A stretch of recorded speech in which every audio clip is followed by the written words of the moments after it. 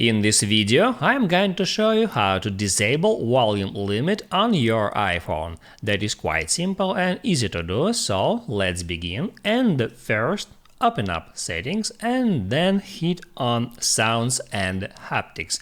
Now here at the very top you can easily find the headphone safety feature, just get into it. And now here you can find Reduce Loud Sounds feature. By default it's enabled, and what this feature does, it analyzes headphone audio and reduce any sound that is over a set decibel level. So first you can increase decibel level, but if the volume level is still not as loud as you want, you can completely toggle this feature off. Just hit at that switcher to turn this limitation off.